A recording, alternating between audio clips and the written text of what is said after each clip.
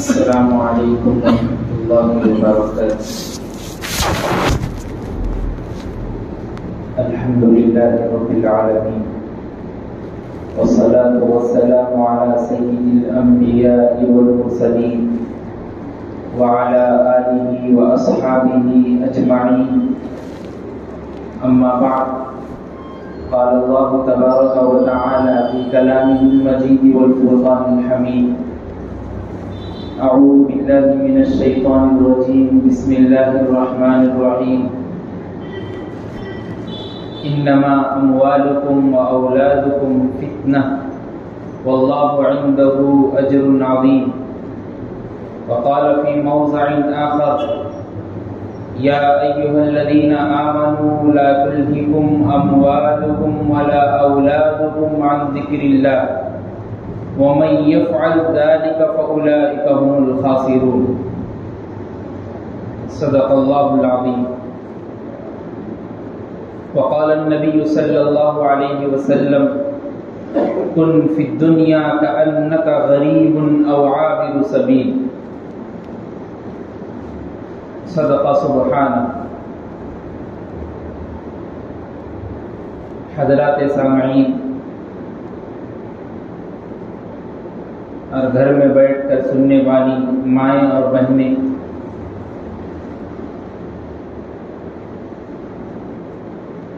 اللہ تبارک و تعالی کا یہ دستور ہے کہ جتنے انبیاء علیہ الصلاۃ والسلام اس دنیا میں آئے ہیں اور ان کی امتیں اس دنیا میں آئی ہیں، سب کے اوپر آزمائشیں رکھی ہیں۔ ہر نبی کے اوپر آزمائشیں تھیں، ان کی امت کے اوپر آزمائشیں تھیں، اور یہ سلسلہ آج تک چلے آ رہا ہے کہ ہر آدمی کے اوپر آزمائش آتی ہے، مصیبتیں آتی ہے، پریشانی آتی ہے۔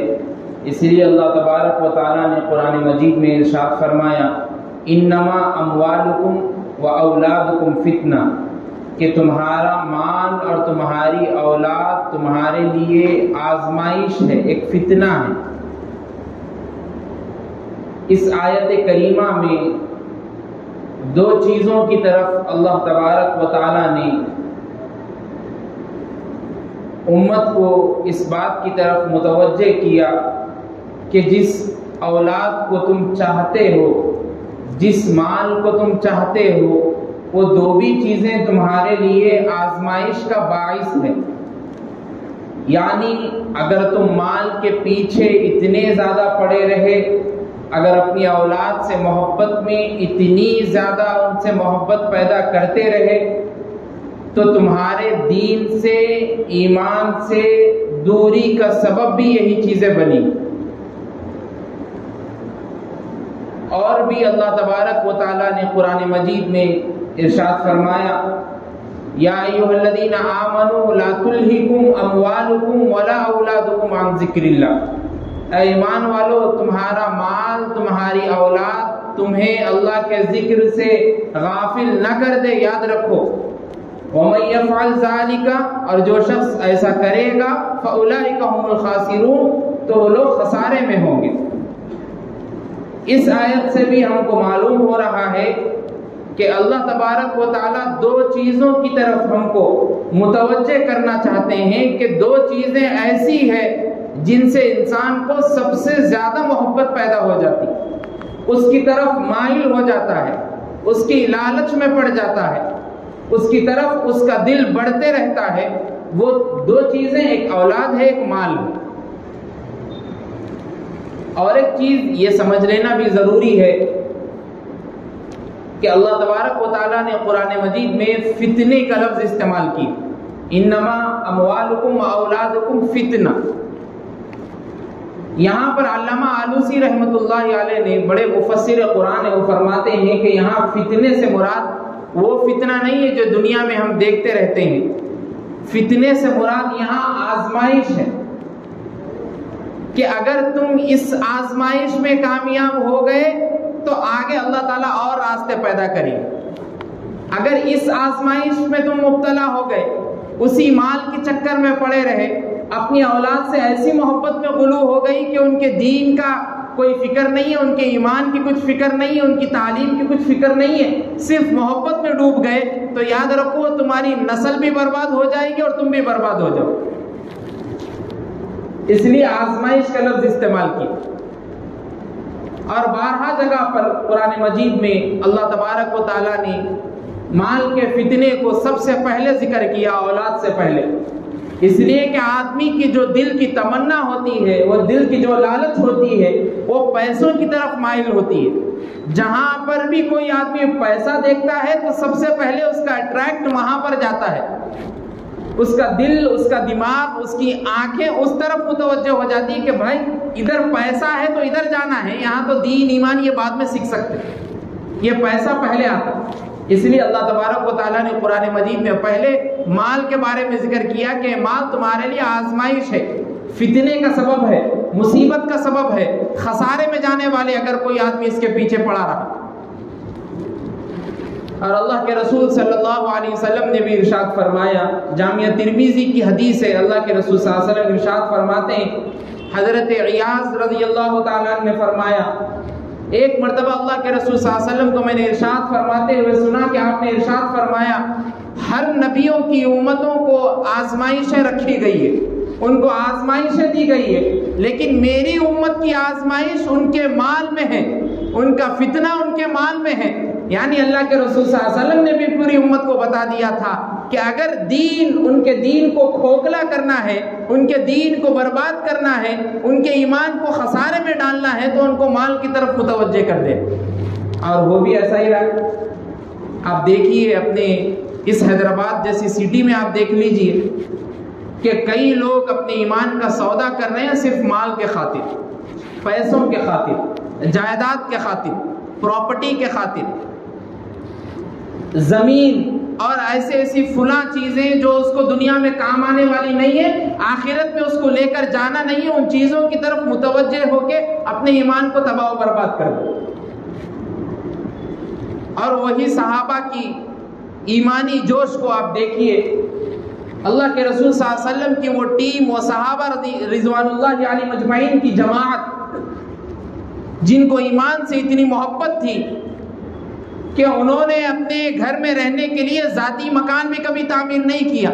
حضرت عثمان بن عفان رضی اللہ تعالیٰ نے، اتنے جلیل القدر صحابی، ان کے پاس اتنا مال تھا، اتنا سب کچھ تھا، لیکن اللہ کی راہ میں خرچ کرنا بھی کمال کا تھا۔ اللہ کے رسول صلی اللہ علیہ وسلم ایک مرتبہ مدینہ منورہ پہنچے، مدینہ منورہ پہنچتے ہی صحابہ آپ کے سامنے آئے اور آ کر بیان کیا کہ اللہ کے رسول صلی اللہ علیہ وسلم، مدینے میں سب کچھ تو ہے لیکن پینے کے پانی کے لیے کچھ کنواں نہیں ہے، ہم پانی کہاں سے پیے؟ ایک کنواں ہے جس کو ایک یہودی چلاتا ہے، وہ بہت پیسوں میں، بہت درہم دینار میں ہم کو بیچتا ہے پانی، ہم خرید نہیں سکتے، ہمارے پاس اتنی مال کی گنجائش نہیں ہے کہ ہم پانی کو خرید سکیں۔ اور وہی کنواں آج بھی سعودی عربیہ کی حکومت میں ہے، 1400 سال سے لے کر آج تک سعودی عربیہ کی حکومت اس سے فائدہ اٹھاتی ہے، اس کا نام بیر روما ہے۔ آپ جا کر دیکھیے، مار کر دیکھیے انٹرنیٹ پر، آپ گوگل پر ریسرچ کر کے دیکھیے، اس کنویں کو آپ کو بتائے۔ وہی کنواں عثمان بن عفان رضی اللہ تعالیٰ عنہ نے خرید کر مسلمانوں کو دے دیا تھا، اور خریدنا بھی کیسا تھا؟ حضرت عثمان بن عفان رضی اللہ تعالیٰ عنہ بیٹھے ہیں، اللہ کے رسول صلی اللہ علیہ وسلم صحابہ کے سامنے آ کر بیان کیا کہ صحابہ کے لیے، مسلمانوں کے لیے پینے کے پانی کے لیے کنواں نہیں ہے، اس یہودی کے پاس کنواں ہے، اگر کوئی آدمی اگر ان کے پاس سے جا کر اس کنویں کو خریدے گا تو اللہ جنت میں اس کے لیے پانی کا چشمہ بنائے گا۔ حضرت عثمان بن عفان رضی اللہ تعالیٰ عنہ اٹھے اور اٹھ کر اس یہودی کے پاس گئے اور جا کر کہا کہ مجھ کو اس کنویں کو بیچ دو۔ یہودی کہنے لگا میں تو اس سے بہت زیادہ نفع کماتا ہوں، میں تم کو بیچ نہیں سکتا۔ کئی مرتبہ عثمان بن عفان نے اس سے کہا لیکن وہ راضی نہیں ہوا۔ پھر ایک بات پر راضی ہوا، اور وہ بات یہ تھی کہ حضرت عثمان بن عفان نے کہا کہ آدھا کنواں تم لے لو اور آدھا کنواں میں لیتا ہوں۔ اب اس کی ترتیب کیا ہوگی؟ ایک دن میں کنویں سے فائدہ اٹھاؤں گا اور دوسرے دن تم اٹھا لینا، ایک دن میرا ہوگا دوسرا دن تمہارا ہوگا۔ ایسے ہم لوگ دونوں کام کر لیں گے، کنویں سے فائدہ اٹھا لیں گے۔ جب یہودی اس بات پر راضی ہوا تو حضرت عثمان بن عفان اللہ کے رسول صلی اللہ علیہ وسلم کے پاس پہنچے اور پہنچ کر سارا ماجرا سنایا اور صحابہ سے کہا کہ اس کنویں کو میں نے ایک دن کے لیے آدھا کنواں میں نے خرید لیا ہے اور سارے کے سارے مسلمانوں کو اس کنویں کو میں مفت میں پانی لینے کا اعلان کر دیتا ہوں۔ اور ماجرا کیا ہوا؟ صحابہ جیسی جماعت اور مسلمان مدینے کے جس دن بھی حضرت عثمان بن عفان کی باری ہوتی کنویں پر پہنچتے اور پانی مفت میں لیتے اور دوسرے دن کے لیے بھی پانی ایکسٹرا اپنے پاس جمع کر رکھ لیتے اور دوسرے دن اس یہودی کے پاس نہیں جاتے۔ یہودی سوچتے رہا کہ مجھ کو کچھ فائدہ نہ حاصل نہیں ہو رہا۔ حضرت عثمان بن عفان کے پاس پہنچا اور پہنچ کر کہا کہ یہ آدھا کنویں بھی خرید لو۔ جب حضرت عثمان بن عفان نے اس آدھے کنویں کو بھی خرید لیا تو مسلمانوں کے لیے وقف کر دیا اور 1400 سال سے آج تک مسلمان اس سے فائدہ اٹھا رہے ہیں۔ یہ عثمان بن عفان رضی اللہ تعالیٰ جلیل القدر صحابی ہے، خلیفہ سوم ہیں، ان کے انفاق کو، ان کے خرچ کو اللہ کی راہ میں آپ دیکھیے۔ ہمارے پاس مال ہے، ہمارے پاس دولت ہے، ہمارے پاس لاکھوں کروڑوں کی پراپرٹی پڑی ہے، ہمارے پاس اتنا بھی زیادہ تجربہ نہیں ہے کہ ہم مال کو کہاں رکھیں، ہم مال کو کیسے اس کو انویسٹ کریں۔ ہم اگر چاہیں تو ہمارے پاس اتنا مال ہے کہ ہم مساجد میں بنانے میں اس کا حصہ لے سکتے، مدارس کو بنانے میں اس کا حصہ لے سکتے، کسی غریب بچی کی شادی ہے تو ہم پوری ذمہ داری سے اس کی شادی کرا سکتے، ہمارے پاس اتنا مال پڑا ہوا ہے۔ لیکن ہمارے کان میں جو تک نہیں رینگتی ہم اس کے مال کو ویسے ہی جمع کرتے رہتے ہیں۔ ابو دردہ رضی اللہ تعالیٰ عنہ نے ایک حکایت میں بیان کیا تھا کہ مال ایک ایسا فتنہ ہے کہ لوگ اس کے جانے کے بعد اس کے اولادیں، اس کے رہنے والی نسلیں، آنے والی نسلیں لڑائی جھگڑا میں ملوث ہو جائیں گی اور اس کو حاصل کرنے کی کوشش کرے گی۔ اس کا مطلب یہ ہوا کہ اس مال سے کچھ فائدہ حاصل ہونے والا نہیں ہے، صرف لڑائی ہونے والی۔ کئی لاکھوں لوگ اس بیماری میں ملوث ہیں، اپنے پاس سب کچھ رکھنے کے باوجود بھی کہیں پر دینے کی بات آتی ہے، کہیں پر مساجد میں دینے کی بات آتی ہے، مدارس کے چندے کی کچھ بات آتی ہے، لوگ اپنے ہاتھوں کو کھینچ لیتے ہیں اور سوچتے آگے کا ہے کہ فلاں اگر کچھ ہو جائے گا تو میں اس وقت کیا کروں گا۔ میں ان لوگوں سے نہیں کہہ رہا جن کے پاس مال نہیں ہے، میں ان لوگوں سے کہہ رہا ہوں جن کے پاس ایکسٹرا مال رکھا ہوا ہے، ان کی روزی روٹی سے زیادہ مال رکھا ہوا ہے۔ حضرت علی رضی اللہ تعالیٰ اتنے جلیل القدر صحابی فرماتے یا صفرا و بیضا غری یا غری، اے سونا اور چاندی دور ہو جا، تو کسی اور کو دھوکہ دے تو علی کو دھوکہ نہیں دے سکتے۔ حضرت علی رضی اللہ تعالیٰ داماد رسول، اتنی مال سے نفرت، محبت کس سے تھی؟ اللہ کے رسول صلی اللہ علیہ وسلم کی سنتوں سے، اللہ کے رسول صلی اللہ علیہ وسلم کی قال اللہ قال الرسول سے، کہ اللہ نے جو کہہ دیا، رسول اللہ صلی اللہ علیہ وسلم نے جو کہہ دیا، ہم اس میں اپنے تن کو، من کو، دھن کو لٹا دیں گے، لیکن اس مال کے فتنے کی طرف نہیں بڑھیں گے۔ آپ صحابہ رضوان اللہ علیہ مجمعین کی زندگی کو دیکھیے۔ اللہ کے رسول صلی اللہ علیہ وسلم نے فرمایا اگر کسی بکریوں کے ریوڑ میں 2 بھیڑیے گھس جائے، مثال دے کے فرما رہے اللہ کے رسول صلی اللہ علیہ وسلم، بکریوں کے ریوڑ میں 2 بھیڑیے گھس جائے، وہ بکریوں کو اتنا زیادہ نقصان نہیں پہنچا سکتے، لیکن مجھے ڈر ہے کہ کسی ایمان والے کے دل میں مال کی محبت، اولاد کی محبت، مال کی حرص اگر اس کے دل میں بیٹھ جائے تو اس کے ایمان کو تباہ و برباد کر کے رکھ دے گی۔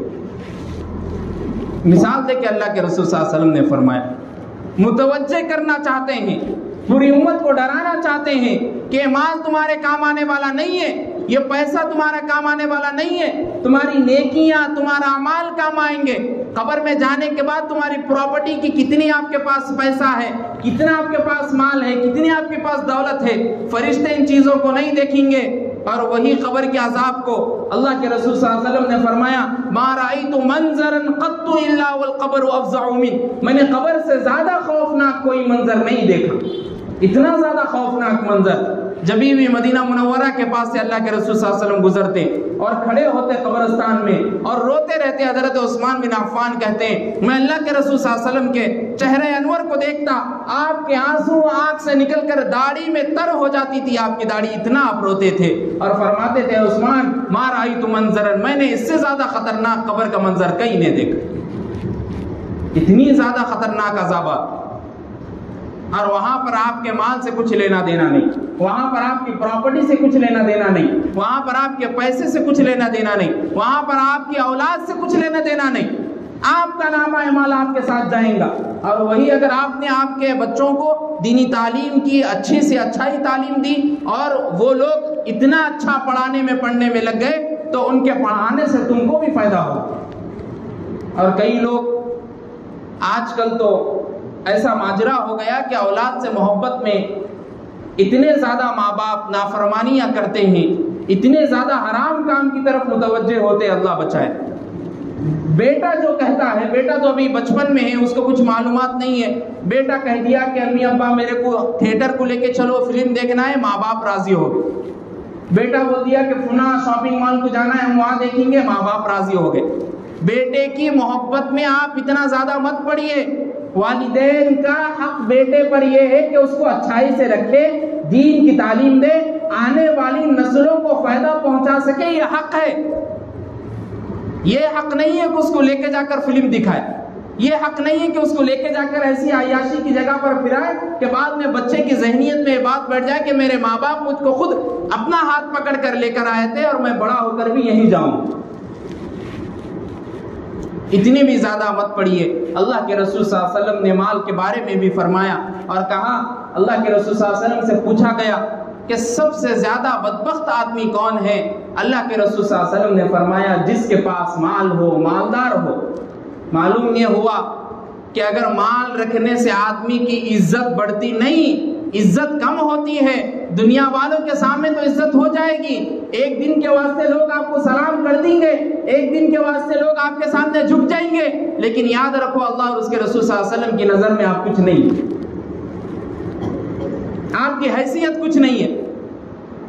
اسی لیے جہاں تک ہو سکے صحابہ کرام رضوان اللہ علیہ مجمعین کی زندگی کو دیکھیے، ان سے سبق حاصل کیجئے۔ حضرت عمیر بن سعید انصاری رضی اللہ تعالیٰ، اتنے بڑے جلیل القدر صحابی، حضرت عمر رضی اللہ تعالیٰ کا جب زمانہ تھا، آپ خلیفہ تھے، تو عمر بن سعید رضی اللہ تعالیٰ کو آپ نے حمص کا گورنر بنایا تھا اور کہا تھا کہ تم حمص جیسے ایک شہر کے گورنر ہو اور تم وہاں جاؤ، لوگوں کو دیکھو، ان کے ماحول کو سدھارو۔ جب عمیر بن سعید انصاری رضی اللہ تعالیٰ وہاں پہنچے، کئی سال ہو گئے، تو عمر رضی اللہ تعالیٰ نے ایک فرد کو بھیجا اور کہا کہ جاؤ دیکھو، عمیر بن سعید کا آج تک کوئی خط نہیں آیا، کیا ہوا حمص کا، کیا ماجرا ہے، کچھ معلوم نہیں ہے، تم جا کر دیکھو۔ جب اللہ کے رسول صاحب، جب حضرت عمر رضی اللہ تعالیٰ نے اس آدمی کو، سفیر کو بھیجا، تو عمیر بن سعید کے پاس گئے اور اس لفافے کو آپ کے سامنے رکھ دیا۔ آپ نے خط پڑھا اور خط پڑھ کر ایک تکیہ لیا، ایک اپنے اونٹ کو لے لیا، ایک چھوٹا سا مشک لیا اور پینے کا پانی کا ایک پیالہ لیا اور لے کر کئی دنوں تک سفر کر کے مدینہ منورہ پہنچے۔ اور مدینہ منورہ پہنچنے کے بعد جب حضرت عمر رضی اللہ تعالیٰ نے عمیر بن سعید انصاری رضی اللہ تعالیٰ کو دیکھا تو تعجب سے پوچھا، تم تو حمص کے گورنر ہو، تمہاری یہ حالت کیا ہوا؟ حمص تو صحیح ہے نا؟ عمر بن سعید کہتے ہیں حمص پورا کا پورا اچھا ہے، میں نے اچھے سے اس کو دیکھا ہے، لیکن حضرت عمر نے جب پوچھا کہ تمہاری یہ حالت کیوں ہو گئی، تم اتنے زیادہ غریب، اتنے زیادہ سکونت میں کیوں آ گئے کہ تمہارے پاس کچھ نہیں ہے؟ حضرت عمر بن سعید کہتے، کس نے کہا کہ میرے پاس کچھ نہیں ہے؟ میرے پاس پینے کے لیے ایک پیالہ ہے، سونے کے لیے ایک چادر ہے اور کھانے کے لیے ایک پلیٹ ہے، اس سے زیادہ مجھے اور کیا چاہیے؟ عمر بن سعید اسی میں خوش ہے۔ یہ صحابہ رضوان اللہ علیہ مجمعین جیسی جماعت تھی۔ جب عمیر بن سعید پھر حمص پہنچے تو عمر رضی اللہ تعالیٰ نے ان کو ایک اشرفیوں کا تھیلا دے کر بھیجا ایک آدمی کو پیچھے۔ تو عمیر بن سعید کے گھر پر پہنچنے کے بعد 3 دن تک عمیر بن سعید نے ان کی مہمان نوازی کی۔ اس کے بعد مہمان سے کہا کہ میرے پاس کھانے کے لیے کچھ نہیں ہے، میں 3 دن تک تم کو کھلا سکتا تھا، میرے پاس کچھ نہیں ہے، تم جا سکتے ہو۔ جب وہ آدمی جا رہا تھا تو اس نے ایک اشرفیوں کا تھیلا عمیر بن سعید کو دیا اور دے کر کہا کہ یہ تھیلا حضرت عمر نے دیا ہے، تم اس سے فائدہ اٹھا سکتے ہو، تم گورنر ہو۔ عمر بن سعید کہتے میں اس بارے میں کچھ نہیں جانتا۔ جب ان کی بیوی نے اندر سے سنا تو کہتی ہے اس تھیلے کو رکھ لو، ہم اس سے فائدہ اٹھا سکیں گے۔ لیکن جب وہ آدمی چلا گیا مدینہ منورہ تو عمر بن سعید نے حمص کے پورے لوگوں کو جمع کیا اور جمع کر کے ایک ایک اشرفی ان میں بانٹ دی، اور کہتے عمر بن سعید اپنی بیوی سے، اگر اللہ مجھ کو اس اشرفی کے ایک ایک بارے میں پوچھے گا تو عمر بن سعید کیا جواب دے گا؟ حالانکہ اللہ تبارک و تعالیٰ نے قرآن مجید میں ارشاد فرمایا، اَيَحْسَبُ أَنَّ مَالَهُ أَخْلَدَ يَحْسَبُ أَنَّ مَالَهُ أَخْلَدَ كَلَّا لَيُنبَذَنَّ فِي الْحُطَمَةِ۔ لوگ سمجھتے ہیں کہ مال ان کے پاس ہمیشہ جمع رہے گا، ہرگز نہیں، وہ تو حطمہ میں جائے گا۔ حطمہ کیا ہے؟ نار اللہ الموقدہ، جہنم کا ایک ایندھن ہے۔ اللہ ایک ایک مال کے، ایک ایک پیسے کے، ایک ایک درہم کے، ایک ایک چونی کے بارے میں پوچھے گا کہ تم نے اس کو کہاں پر خرچ کیا، کدھر اس کو آپ نے دیا ہے، اچھی جگہ پر دیا ہے یا برائی کی جگہ پر۔ اللہ اتنی چیزوں کے بارے میں پوچھے گا۔ سوچیے، غور کریے، اللہ کے رسول صلی اللہ علیہ وسلم اور اللہ تبارک و تعالیٰ نے قرآن مجید میں بھی ارشاد فرمایا، المال والبنون زینت الحیات الدنیا والباقیات الصالحات خیر عند ربک ثوابا وخیر عملا۔ یہ مال، یہ بیٹے تو دنیا کی زینت ہے، یہ تو دنیا کے ایک آپ کو دکھانے کے لیے تفریح کا سامان ہے۔ والباقیات الصالحات خیر عند ربک، تمہارے باقی رہنے والے تو تمہارے اعمال ہیں جو رب کے پاس پہنچیں گے۔ اور اللہ تبارک و تعالیٰ نے اور ایک جگہ پر ارشاد فرمایا اور کہتے ہیں، بل تؤثرون الحیات الدنیا، سورۃ الاعلیٰ کی آیت، کہ تم سمجھتے ہو کہ یہ دنیا، یہ زندگی تمہارے لیے باقی رہنے والی ہے، والآخرۃ خیر وابقیٰ، آخرت ہے جو ہمیشہ باقی رہنے والی ہے۔ یہ دنیا تو ختم ہونے والی ہے، یہ دنیا سے سب کو جانا ہے۔ خالی ہاتھ آدمی آیا تھا، خالی ہاتھ آدمی جائے گا۔ بچہ پیدا ہونے کے بعد اس کو جھولے میں ڈال کر پہلے ہی سمجھایا جاتا ہے کہ بیٹا تم اب پیدا ہوئے ہو، تم چل نہیں سکتے، لیکن تمہارے مرنے کے بعد بھی تم چل نہیں سکتے، تمہیں ڈولے میں ڈال کر لے جائے۔ تم پیدا ہونے کے بعد بھی چل نہیں سکتے، مرنے کے بعد بھی چل نہیں سکتے، تمہاری حالت بس اتنی ہی ہے۔ تم کو آزمائش کے لیے اللہ نے پیدا کیا ہے، تم کو امتحان دینے کے لیے اللہ نے پیدا کیا ہے، تمہارا ٹیسٹ لینے کے لیے اللہ نے پیدا کیا ہے۔ یہ دنیا دارالامتحان ہے، یہ دنیا ختم ہونے والی ہے، یہ دنیا ایگزام ہال ہے۔